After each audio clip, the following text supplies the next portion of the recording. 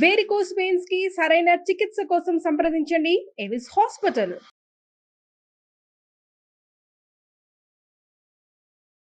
నమస్కారం అండి, డాక్టర్ శ్రీ ఆచార్య అనంతకృష్ణ స్వామి గారు. నమస్కారం. ఫస్ట్ ఆఫ్ ఆల్ డేట్స్ అడుగుతున్నారు ప్రతి ఒక్కరు కూడాను, అంటే ఎక్కడెక్కడ నిర్వహించబోతున్నారు క్లాసెస్, దానికి సంబంధించిన డేట్స్ ఏంటి సార్? ఓకే అమ్మా, మనకి ఇప్పుడు 2024లో అలాగే 1 డిసెంబర్ వచ్చి రాజమండ్రిలో ఉంటుంది, 8 డిసెంబర్ వచ్చి విజయవాడలో ఉంటుందమ్మా. అలాగే మనకి డిసెంబర్ 22 హైదరాబాద్లో స్పెషల్ క్లాస్ ఉంటుంది, తొందరగా ఎన్రోల్ చేసుకోండి ఎందుకంటే చాలా రష్గా ఉంది. అలాగే 29 డిసెంబర్ వచ్చి అనంతపూర్లో ఉంటుందమ్మా. 26 జనవరి వచ్చి 2025 విశాఖపట్నంలో ఉంటుంది. అలాగే 2 ఫిబ్రవరి వచ్చి తిరుపతిలో ఉంటుందమ్మా. 16 ఫిబ్రవరి వచ్చి బెంగళూరులో ఉంటుంది. ఇది కాకుండా మనకి 5 జనవరి వచ్చేసి మనకి దుబాయ్ క్లాస్ ఉంటుంది. లాస్ట్ ఇయర్ కూడా మనం దుబాయ్లో క్లాస్ చేసాం, బ్రహ్మాండంగా ఎంజాయ్ చేశారు మన వాళ్ళందరూ కూడా. దుబాయ్ ఫెస్టివల్ కూడా ఉంటుంది, దాంతోపాటు క్లాస్ కూడా ఉంటుంది. వీలైనంత తొందరగా ఎన్రోల్ చేసుకోవాలి ఎందుకంటే దుబాయ్ ఫ్లైట్ మొత్తం మనమే వెళ్ళాలని చెప్పేసి కోరిక. నమస్కారం డాక్టర్ శ్రీ ఆచార్య అనంతకృష్ణ స్వామి గారు. నమస్కారం అండి. ఈ వీడియోలో ఏం చెప్తున్నారు? మనకు ప్రతిదీ ఏదైనా నేర్చుకోవడానికి ఒక శాస్త్రం అనేది ఉంటుంది. ఇప్పుడు 64 కళలు ఉన్నాయండి. 64 కళలు వాటికి సంబంధించినటువంటి మొత్తం గైడెన్స్ ఉంటుంది, దానికి గురువులు ఉంటారు, ఇవన్నీ ఉంటాయి. ఓకేనా? కానీ మీరు ఎలా జీవించాలి, మీ యొక్క జీవితాన్ని ఎలా ఎన్నుకోవాలి, మీ జీవితాన్ని ఎలా తయారు చేసుకోవాలి, మీ జీవితాన్ని ఉన్నతంగా తయారు చేసుకోవాలా, లేదంటే మీ జీవితంలో ఎన్నో సమస్యలు బాధలు ఎదురవుతున్నాయి, వీటిని ఎలా మీరు బేర్ చేయగలుగుతారు, ఇవన్నీ తెలుసుకోవాలంటే సైన్స్ ఆఫ్ క్రియేషన్, సృష్టి శాస్త్రాన్ని నేర్చుకోవాలి. సృష్టి శాస్త్రం అంటే మీరే సృష్టించాలి ఏదైనా సరే, మీరు ఏదైనా కోరుకున్నా సరే. అంటే ఇక్కడ ఏమవుతుందంటే ఒక చిన్న ఎగ్జాంపుల్ చెప్తాను నేను. మీరు ఏది కోరుకుంటే అది అవుతుంది. అవును. కానీ కొన్ని విషయాల్లో వ్యతిరేకంగా అవుతుంది. మన సబ్జెక్ట్లో నేను గతంలో ఎన్నోసార్లు చెప్పాను, మన సబ్జెక్టు ఎంత పర్ఫెక్టో అంత సెన్సిటివ్. అర్థమైందా? మనం ఎన్నోసార్లు అనుకుంటాం నేను ఇది కోరుకున్నాను కదా, ఇది ఎందుకు కాలేదు, ఇలా ఎందుకు అయిందని మనం అనుకుంటాం. అవును. ఓకే, నాకు రీసెంట్లీ తెలిసిన ఒక విషయం చెప్తాను. ఒక ఆవిడ సన్నగా కావాలనుకుంది. నేను ఎంత వీలైతే అంత సన్నగా కావాలనుకో.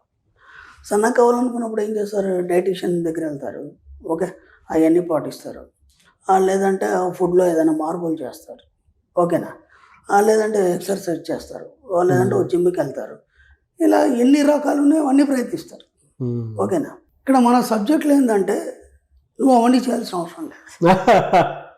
ఓకేనా? అవన్నీ చేయాల్సిన అవసరం లేదు మన సబ్జెక్ట్లో. జస్ట్ మనం పడుకొని ఉంచుకోవాలంటే రోజు నేను ఎక్సర్సైజ్ చేస్తున్నాను. ఓకేనా? ఎక్సర్సైజ్ చేయంగా హిప్స్ కానీ పొట్ట కానీ ఇది ఏదైతే ఉందో బాణపొట్టు ఇట్లాంటివి ఏవైతే ఉన్నాయో అవన్నీ తగ్గుతున్నట్టు మన ఫిగర్ని ఒక మంచి దాంట్లో చూడగలిగాలి మనం ఇమాజినేషన్లో. ఓకేనా? జస్ట్ పడుకొని ఇంకేం చేయాల్సిన అవసరం లేదు. ఓకేనా? దానికోసం మనం జిమ్ పోవాల్సిన అవసరం లేదు, ఇంకేదో చేయాల్సిన అవసరం ఇంకేదో. జస్ట్ మనం ఊహించుకుంటే మెల్లిగా మీ బాడీలో షేప్ అనేది చేంజ్ అవుతుంది. ఎందుకంటే మనం ఇంతకుముందు కూడా చెప్పుకున్నాం, మిర్రర్ వర్క్ చేసినప్పుడు ప్రతిరోజు మనం ఏం చెప్పుకోవాలంటే నేను చాలా అందంగా ఉన్నాను. ఓకే, నేను ఎప్పటికీ నిత్యం నూతనంగా యవ్వనంగా ఉంటాను. ఓకేనా? నేను సంపూర్ణ ఆరోగ్యంగా ఉన్నాను. ఇక్కడ దానికోసం మీరు ప్రత్యేకంగా ఏం చేయట్లేదు, జస్ట్ అనుకోని దాన్ని ఫీల్ అవ్వడం వల్ల మీరు చూడండి ఇక నుంచి ఇంకో 2 సంవత్సరాల తర్వాత కూడా ఇలాగే ఉంటుంది. ఎలాంటి మార్పు రాదు మన లోపల. అర్థమైందా? ఇంకా బాగా అందంగా చాలా క్రియేటివ్గా తయారవుతారు. ఓకేనా? అలాగే ఇది కూడా అనమాట, ఒక ఎక్సర్సైజ్ లేదు, ఏమీ లేదు, జస్ట్ మీరు ఊహించుకోవడం ద్వారా మీకు ఏం కావాలనుకున్నా అది అయిపోతారు. దాంతోపాటు ఎలాంటి అనారోగ్యం పోతుంది. ఓకే, దాంతోపాటు మీరు కావాల్సినవన్నీ పొందుతారు. దాంతోపాటు మీరు ఎవరెవరికి ఏమైతే అడ్వైజ్ చేస్తారో అవన్నీ కూడా సక్సెస్ అవుతాయి. ఇదంతా మనం ఏం చేస్తామంటే, నేను గతంలో ఒక స్టోరీ చెప్పాను. ఓ పిల్లాడు ఉన్నాడు, తనకి పెళ్లి కాలేదు. పెళ్లి కావాలనుకున్నప్పుడు ఎలాంటి భార్య కావాలి, ఆమె గవర్నమెంట్ జాబర్ అయి ఉండాలి. జస్ట్ కాలు మీద కాలేసుకున్నాడు, తన రూమ్లో సింగిల్ రూమ్ హాయిగా ఊహించుకున్నాడు. అనుకోకుండా గవర్నమెంట్ జాబ్ చేసే అమ్మాయి జీవితంలోకి వచ్చి ఆ తర్వాత ఏమేమి అనుకున్నాడు అనేది నేను ఒక వీడియోలో స్పష్టంగా చెప్పాను. అవన్నీ అని దానికోసం ఇతనే ప్రయత్నాలు చేయలేదు, జస్ట్ దాన్ని ఊహించి దాన్ని అనుభవించాడు.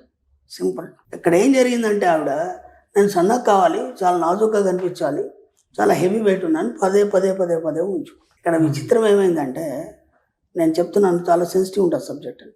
ఎప్పుడు ఆమె ఏం తిందామన్నా సరే తినబుద్ధి కాకపోవడం, వామిటింగ్ రావడం అనేది మొదలైంది. ఇక్కడ ఫలితం అనేది వ్యతిరేకంగా ఉన్నది, చూసారు? అవును, ఫలితం అనేది వ్యతిరేకంగా ఉంది. ఓకేనా? ఇక్కడ ఎలా చెప్పాలి కూడా నేను చెప్తాను. ఓకే, దాంతో ఏమైపోయింది, ఏ హాస్పిటల్ చూపించినా అన్ని బాగానే ఉన్నాయి అంటారు, ఏ రిపోర్ట్స్ ఏమి చూపించవు, దాంతో కూడా ఏమో తినలేకపోతారు. ఓకే, మొత్తానికి ఏదో మందులు వాడి కొన్ని రోజుల తర్వాత కొంచెం తినడం స్టార్ట్ అయింది. ఇప్పుడు ఏమైందంటే ఆమె ఏం తిన్నా సరే ఆమె నోరంతా కారంగా వస్తుంది. కాబట్టి కనీసం పప్పు కూడా తినలేని పరిస్థితి. తింటే మజ్జిగన్నం లేదా పెరుగన్నం అంతే తప్ప అసలు ఎక్కడ కూడా కొంచెం కూడా కారం తగలకుండా దాదాపు 16 కిలోలు తగ్గిపోయింది. 16 కిలోలు తగ్గిపోయింది. ఇప్పుడు పొరపాటు ఎక్కడ జరిగింది, ఆమె ఏమనుకుంది, నేను తొందరగా సన్నగా కావాలి, నాజుకు కావాలి, ఓకేనా, తన సబ్జెక్ట్లో ఏమనుకుంది అలా అనుకుందా లేదా?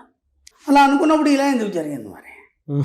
ఇక్కడ ఏం చెప్పాలంటే మన సబ్జెక్ట్లో నేను సన్నగా కావాలి, నేను చాలా లావు ఉన్నాను అనే మాట రావద్దు.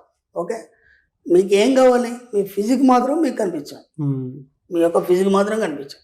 దాంతోపాటు ఏం చెప్పాలంటే నా శరీర ఎత్తుకు తగ్గ బరువును నేను కలిగి ఉన్నందుకు విశ్వానికి కృతజ్ఞత. నిజం.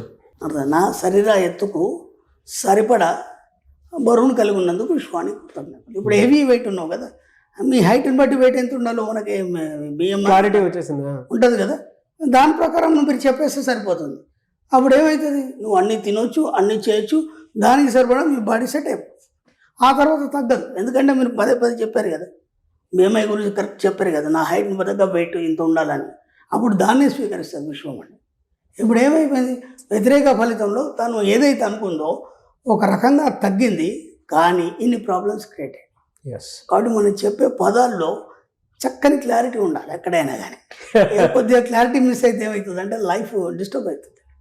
కాబట్టి మీరు ఏది కోరుకున్నా సరే, డబ్బు కావచ్చు, సంపద కావచ్చు, ఐశ్వర్యం కావచ్చు, మీరు ఎలా ఉండాలనుకుని కోరుకోవడం, మీ యొక్క పరపతి కావచ్చు, ఐశ్వర్యం కావచ్చు, మీరు తిరిగే కారు కావచ్చు, ఏదైనా కావచ్చు, ప్రతిదాన్ని పర్ఫెక్ట్గా కూర్చోండి ప్రశాంతంగా, ఎవరిని అడగదు.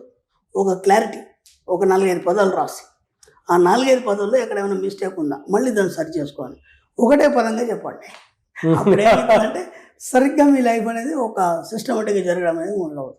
లేకపోతే ఏమవుతుంది, ఇలా డిస్టర్బెన్స్ అప్పుడు కూడా జరుగుతుంది.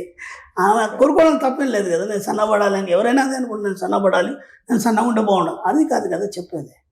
సన్నబడాలన్నప్పుడు మొత్తం తిండే మానేసి ఆ పరిస్థితి తెచ్చుకోవాల్సి వస్తుంది. ఆలోచన గొప్పగా ఉంటే కూడా సరిపోతుంది, దాని తగ్గట్టు కూడా మనం మారాల్సినటువంటి అవసరం చాలా ఉంది. చెప్పే పదాలు కరెక్ట్గా చెప్పాలి. సింపుల్, నా హైట్కి తగ్గ బరువు నేను వస్తే సరిపోతుంది. నా హైట్కి తగ్గ బరువు ఎలా ఉంటాను నేను, ఒక ఫోటో తీసుకోండి. ఇప్పుడు మనకి అన్నీ చేసిస్తున్నారు వాళ్ళ ఫోటోగ్రాఫర్స్, ఎలా కావాలంటే అలా చేస్తారు. మీ హైట్కి తగ్గ బరువు ఎంత ఉండాలి, ఎంత స్లిమ్ ఉండాలి, అది జస్ట్ మీ యొక్క బెడ్కి ఎదురుగా పెట్టుకొని ప్రతిరోజు దాన్ని చూడండి, రాత్రి పడుకునే ముందు ఊహించండి మీరు అలా ఉన్నారని, సరిపోయింది, ఆటోమేటిక్గా అయిపోతారు. మీరు చెప్పినటువంటి ఇందాక మాట ఏదైతే ఉందండి, ప్రతి ఒక్కరికి అంటే నేను ఇలా అవ్వాలి, నేను ఇలా చెయ్యాలి అనేటువంటి ఆలోచన ఉంటుంది.